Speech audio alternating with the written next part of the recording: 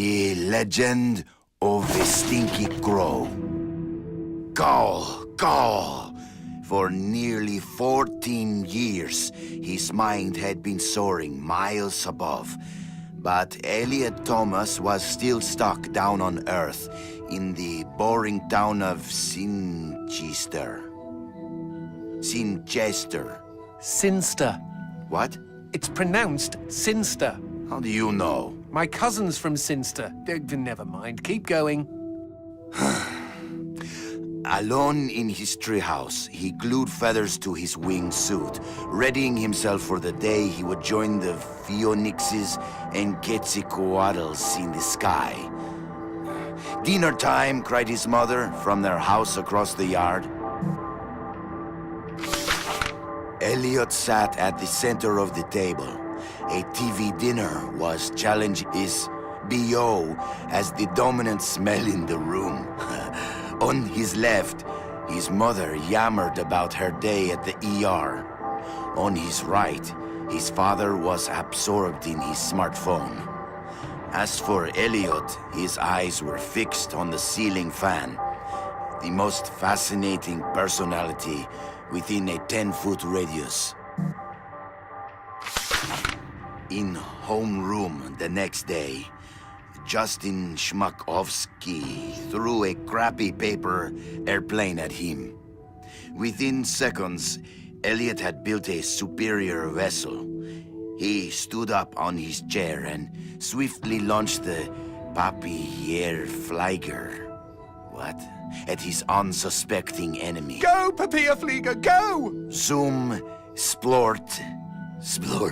The marvel of paper aviation lodged itself in Justin's tender eyeball. "Mr. Thomas," bellowed their teacher, "go to the principal's office." Later that day, Elliot was cooing quietly to himself as he bought a candy bar in the lobby. Casey Witchtits was smoking nearby and sneered at him.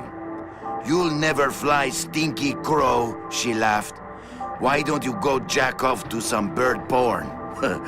I bet you do more fapping than flapping." Hey, that's pretty good.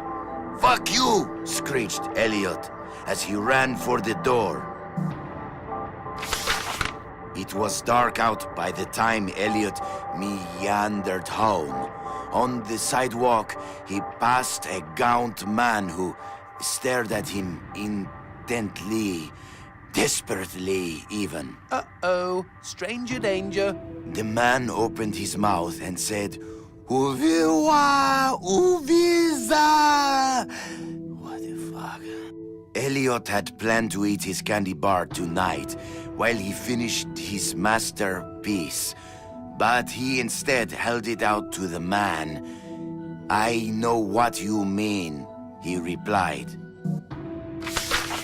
The schoolyard was packed the next morning as Elliot's classmates waited for first bell. "Go, go!" As one, the students turned toward the gate and saw Elliot dressed head to toe in his wingsuit. After a moment of shock, they burst into laughter. But they were already far below him. He swooped through their midst and into the school. "Call, call!" He bounded through the halls, zigzagged up the stairwell. "Caw!" The school let out a collective gasp when they saw a Stinky Crow on the roof.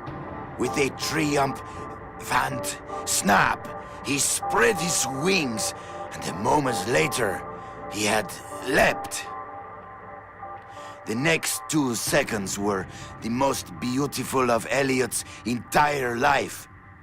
He could feel their eyes upon him. He was flying, and their awe was keeping him aloft. 10 minutes later, as guidance counselors wiped bits of Elliot off sobbing students, and the police struggled to piece together the story you are reading now, Elliot's teacher looked down at the wreckage of the boy on the pavement and never forgot what he saw. One bloody hand had formed a peace sign. The other was giving him the finger. It's like an Alanis Morissette song. The end. Okay, lovely. I don't think I'll sleep for weeks. Kidad cojones.